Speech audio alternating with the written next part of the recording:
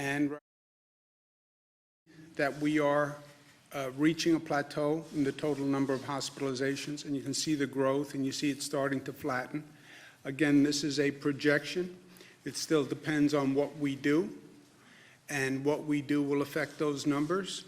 This is not an act of God that we're looking at. It's an act of what society actually does. Change in daily ICU admissions is way down, and that's good news. The daily intubations number is down, and that's good news. The discharge rate is right about where it was. The bad news is 5,489 New Yorkers have lost their lives to this virus. That is up from 4,758. That is the largest single-day increase. And we talk about numbers, but that's 731 people who we lost. Behind every one of those numbers is an individual, is a family, is a mother, is a father, is a sister, is a brother. So a lot of pain,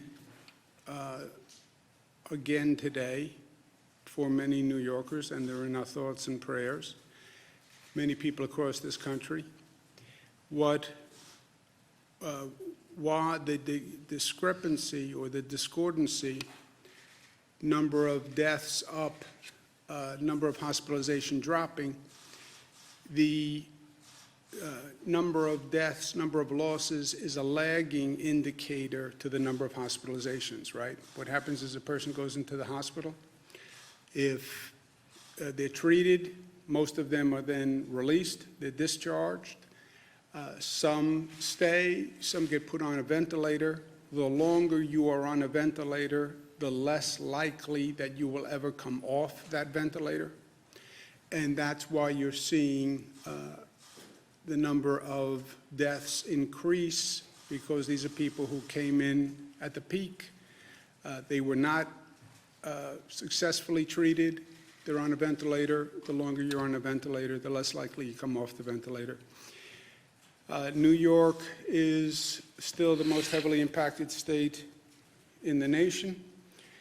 New Jersey, which is on the curve a little bit behind New York, is suffering. And again, our thoughts and prayers are with them.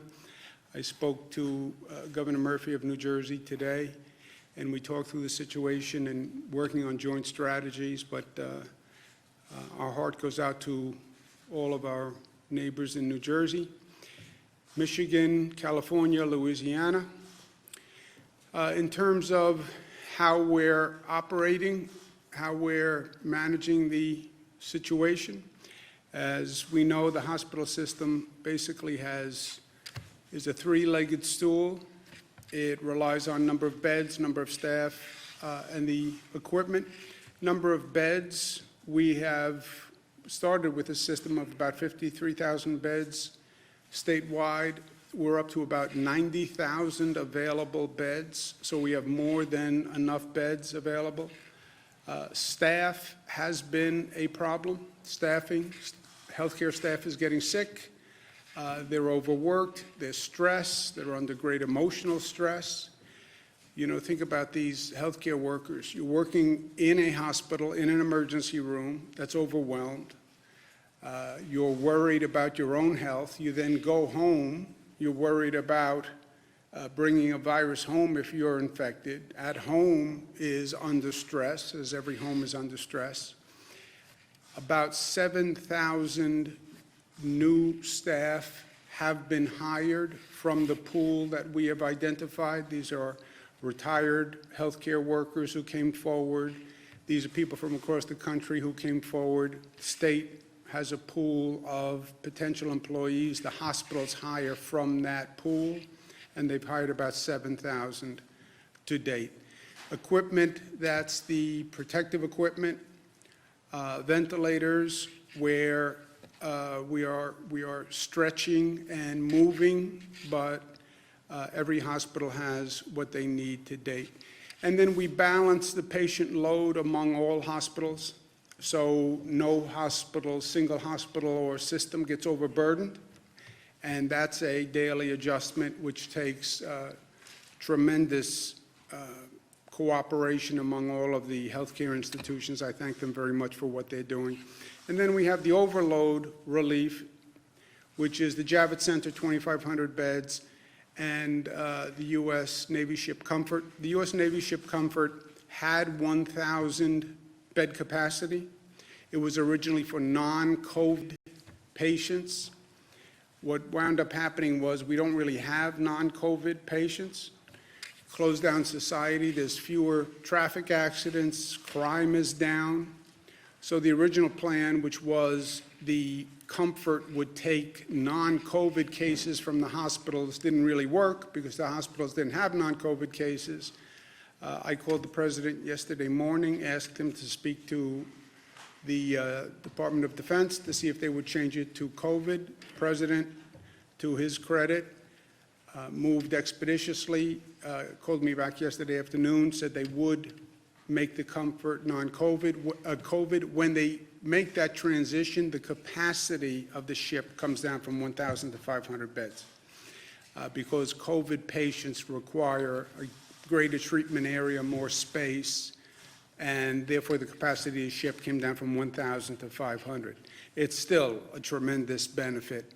So between Javits and the Comfort, that's 3,000 beds, which is a welcome overload relief to the hospital system, which is already extraordinarily stressed. But I spoke to General Shaughnessy today, who we spoke through the Comfort and Javits. The Department of Defense has been fantastic, and the number of military personnel they have sent up here and how quickly they've sent up here, and this is a tough assignment, to run facilities this large and to come up to speed and to be handling this many COVID patients in a new startup emergency facility. This is a really difficult undertaking, and they've really been fantastic, and I want to thank them all. And I want to thank the President for moving as quickly as he did.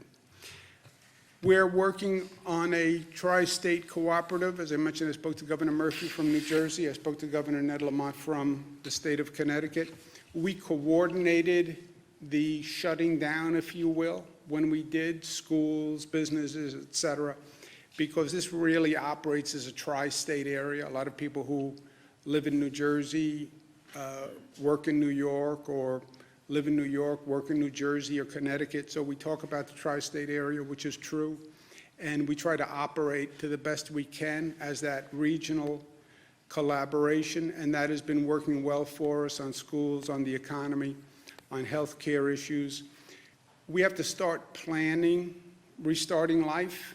We're not there yet, but this is not a light switch that we can just flick one day and everything goes back to normal. We're going to have to restart that economy. We're going to have to restart a lot of systems that we shut down abruptly, and we need to start to plan for that. And I spoke to the governors, Governor Murphy and Governor Lamont, about coming up with a regional, metropolitan, tri-state approach to do just that. How do we, when we get to that point, which we're not at, but how do we restart our economy and get everything up and running as quickly as possible? My personal opinion, it's going to come down to how good we are with testing.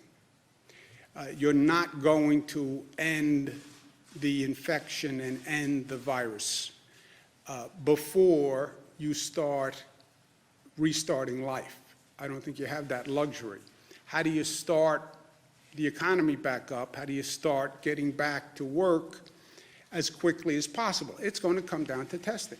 You're going to have to know who had the virus, who resolved the virus, who never had it, and that's going to be testing. And that is an entirely new field that we're just developing now, right? New York State developed, a Department of Health developed an antibody testing regimen that Department of Health has approved for use in New York State. That has to be brought to scale, and the Department of Health is going to be working with the FDA to do just that. This tests the blood to determine whether or not you have the antibodies which means you had the virus and resolved the virus. That's why you would have the antibodies for the virus. That would mean that you're no longer contagious, and you can't catch the virus because you have the antibodies in your system, which means you can get to work, you can go back to school, you can do whatever you want. But you have to have that testing, and you have to have that testing on a scale, right? You have 19 million people in the state of New York. Just think of how many people you would need to be able to test and test quickly. So the antibody testing is part of that. Also, rapid testing to determine whether or not you have the virus now exists. They have, quote unquote, 15-minute tests that are commercially available. But again, they have to be brought to scale. No private company has the capacity to bring those to scale. So I was speaking with Governor Murphy and Governor Lamont. We are interested in working with private companies that can actually bring this testing capacity to scale, and to scale quickly. Because again, if you have the antibody testing, that's part. If you can then test if a person is positive for the virus, and you can do it that day, and you can get those results in 15 minutes, that's also another way to get back to life and do it quickly. So we're very interested in that in New York, so is New Jersey, so is Connecticut. There are private companies that have these tests. Again, it's all up to scale. We're starting them in the state of New York, but we only have about a 50,000 person testing capacity, which is nice, but it's not of a scale that's actually going to make a large difference. So private companies that are interested in getting into this space and coming up to scale quickly, we are interested in those companies, and we're interested in investing in those companies, and they should contact us at Empire State Development Corporation. Also restarting life, the state budget, not just this state, but every state budget has been decimated by this situation. You shut down the economy, people aren't working, they're not paying income taxes, businesses aren't operating, so our budget just collapsed, right? Our revenues just collapsed. You want to restart the economy, you have to help restart the local governments, and that's going to be a federal act. I don't have the capacity as a governor, no governor does, to generate revenue in a positive way from an economy that's not operating. That is going to be a federal stimulus bill. There's no other way to do this.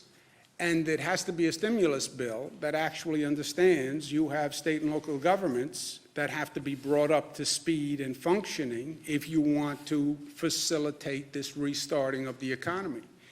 Federal government passed some legislation. As I've said at the time, it was woefully inadequate from New York's point of view. We then have had some time to actually study the legislation. It actually gets worse when you read it, and it's not even what was represented to us initially. So I'm sending our congressional delegation a letter today saying the past legislation did good for the nation. I have no doubt gave aid to a lot of people in places that needed it, but it was not fair to New York, and that has to be remedied in any legislation that goes forward. The last point, I know it's been a frustrating 37 days, but it's only been 37 days on the other hand. I know it feels like a lifetime. It's been so disruptive, so abrupt, so frightening, so disorienting, but it's only been 37 days, right? Everything in context and everything in perspective. I know it's tough to get up every day, and this is like Groundhog Day, living through this bizarre reality that we're in. It's even more difficult, I think, with the weather changing, and you feel the seasons changing, and it's getting nicer, and you start to open a new book of possibilities, and now the weather's getting nice, and I should be getting outdoors, and I should be doing this, and I should be doing this. I get it. But it's only been 37 days. And I started by saying those numbers of cases, that's not arbitrary. What we do affects the number of cases. Our behavior affects the number of cases. We're generating the cases. They're not descending on us from heaven, right? It's our behavior. So it's been 37 days. The 1918 pandemic that we talk about peaked in New York for 6 months. It came through in 3 waves, and it peaked for 6 months. 30,000 people died in New York during that pandemic. Why? They didn't react the way we did. They didn't know as much as we know today. They didn't have the same drug therapies. But we are changing the curve in that virus growth. You see that plateauing. That's because of what we are doing. If we don't do what we are doing, that is a much different curve. And that's what happened in the past. So social distancing is working. Well, you shut down all the businesses. I know. Well, you shut down all the schools. I know. But it is working. That's why you see those numbers coming down. If we were doing the same rate of interaction, those numbers would still be going up. So to the extent we see a flattening or a possible plateau, that's because of what we are doing, and we have to keep doing it. I know it's hard, but we have to keep doing it. And to the extent it takes an effort, remember at this time, it is about we, and it is not about me. I know what I would like to be doing. I would like to be going, it's motorcycle weather for me. It's time to get out on the water. It's time to go hiking in the Adirondacks. I get it. It's not about me. It's not about me. What I do will affect other people. It will affect my family. It will affect other people. It will affect people in those emergency rooms who are killing themselves every day to keep other people safe. I get infected, I will affect them. So we all talk about society and community and interconnection and interrelation and family, and life is bigger than us. Now is the time to live that, right? Now is the time to live that. So when you feel that need, I have to do this. It's not about me, it's about we and what's good for all of us. And my health is in your hands. And your health is in my hands. And the health of those healthcare workers and those first responders and all those people who have to show up to work every day to keep society functioning, we are responsible to them also. So to the extent it's hard, I get it. But maybe if we think about it through a different lens, a broader lens, it'll be a little easier. So let's not get complacent. We have to stay disciplined, we have to stay smart, we have to stay safe, and we do that by staying at home, and we will get through this together. Questions? The Pentagon said yesterday that the Comfort is meant to treat trauma patients and that they could isolate COVID patients in a small number. I know you said that they are going to be treating a smaller number of patients, but will the ship be able to care for even that number of COVID patients safely? I spoke to General Shaughnessy, I spoke to the President, I spoke to the Vice President, and I spoke to Northwell, who's helping manage the Comfort. When you transition from non-COVID patients to COVID, the capacity of the ship goes from 1,000 beds down to 500 beds, but it can treat 500 COVID patients adequately and safely, and that's what we're transitioning into operation now. On the antibody test, Dr. Zerb, you want to speak about the antibody test? How long is it going to take to get any of So we have a test at our Wadsworth lab that we have developed. We're working to scale that up now. Over the course of the next week, we'll be able to figure out how many we could run. We're expecting to be able to scale that up, not just here in the lab, in our lab, but to get other labs to do as well. That's where we'll have to work with the FDA to get that approved. The FDA has already approved some private antibody tests. Is there a way that the state can work with them, or?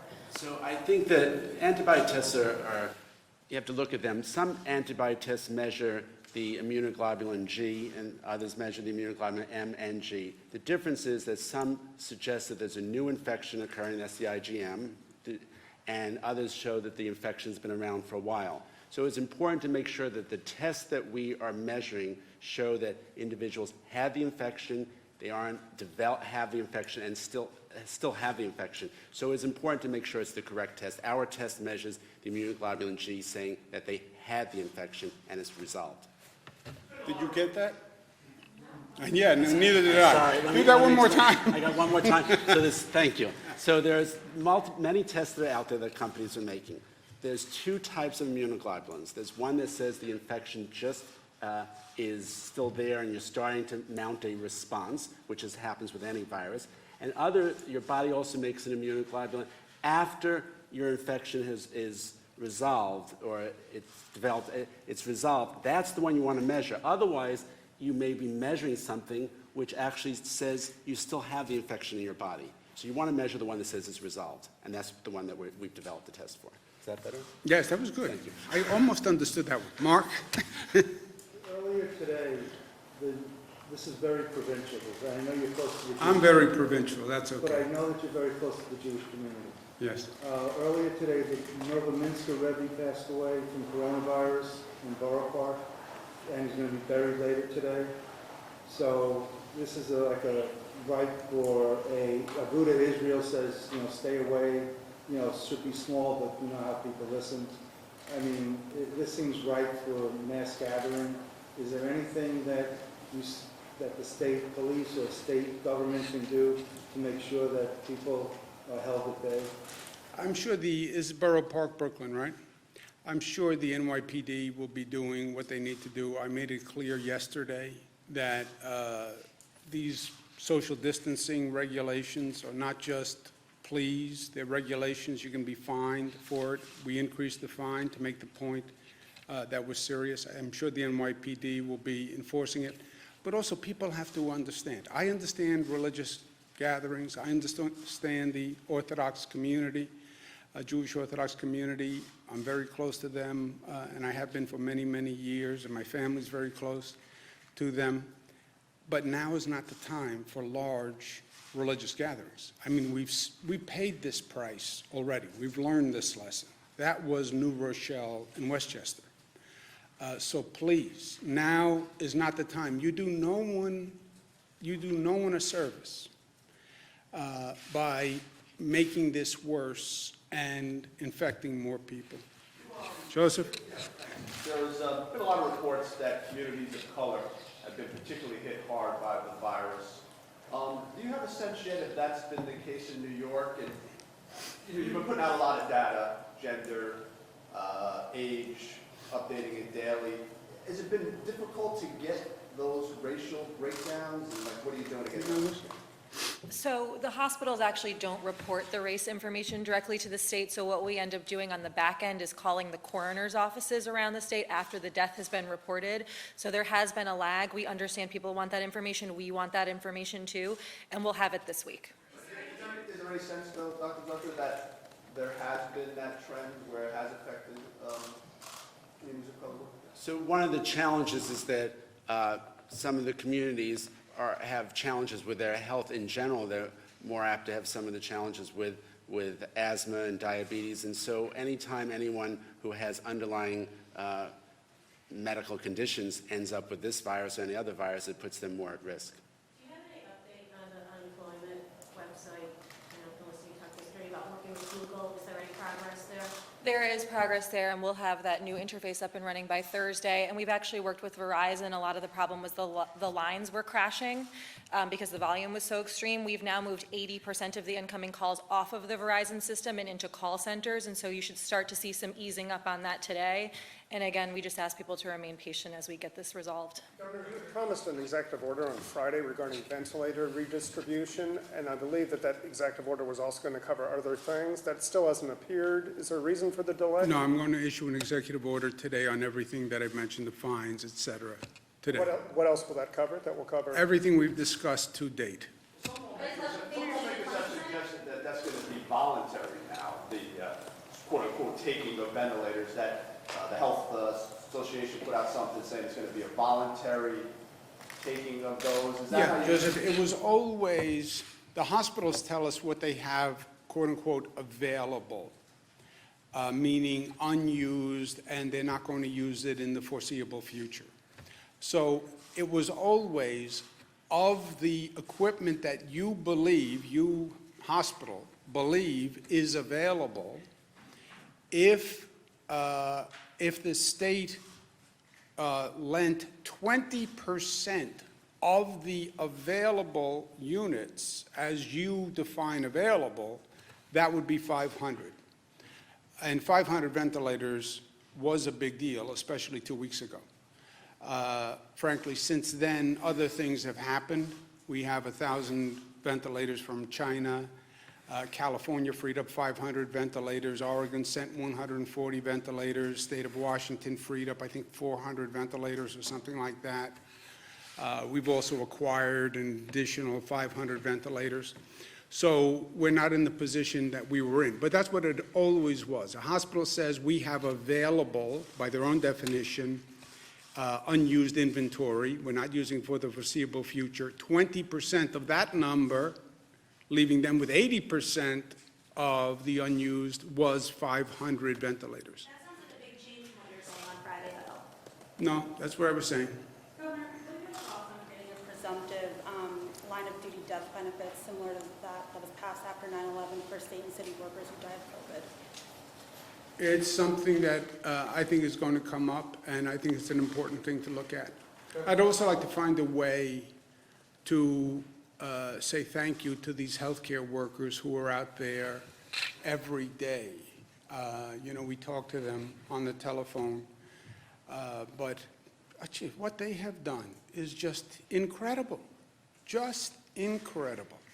And not just the healthcare workers. I mean, the healthcare workers, just think of the mindset to walk into that ER every morning, putting on these gowns, putting on all this protective clothing, having to change the protective clothing several times a day, seeing people pass away, and then go home and deal with the stress at home. But also the first responders, the transit workers. You look at the rates of sickness. I mean, they know what they're exposing themselves to, and they still do it. I mean, just God bless them. Governor, do you have plans to grant clemency to a large number of, or just any inmates in the state prison system to curb this corona outbreak? We're looking at that, any way we can, we are, and we're looking at that continually. I don't think there's anything new on that right now, but it's something we're exploring all the time. Is there any specific plans that you're considering or any specific models? We've done a number, but nothing right now. Are there any new? We've done about 700 parole violators statewide. Those are people who were deemed to be low risk to public safety and also high risk to COVID. And so we have done that so far, and we're continuing to evaluate it on an ongoing basis. I think the promise was about 400 people to come out of Rikers. So far, that's been about 130 people have been released. Is there a I think reason for we've the done lag? about 240 out of Rikers so far of the 700 statewide, but we can get you the exact number, That's a Jesse. fresh figure. And Governor, on a more kind of psychological, philosophical issue, 730 people died. These numbers keep rolling out, but it's easy, it would seem, to get numb to these sorts of, stats. How do you counter that? How do you impress on people that these are human lives, that this is an enormous human catastrophe? Jesse, if they, I hear the point. I guess one could get numb to the numbers. That's why I said, remember, every number is a human being behind that and a family. For myself, I can tell you, the last thing I do is get numb. I can tell you for the hospital staff that goes through this, they're not getting numb. For the families who are suffering, they're not getting numb. The pain is increasing, the grief is increasing. I mean, you see those pictures on TV of getting to a situation where you have to put bodies in trucks, in parking lots. I mean, how you could get numb to any of this, I can't imagine, especially New Yorkers, that we lose the humanity of this. It's something I struggle with every day. I try to think of the opposite, that, we are doing good, because you can't save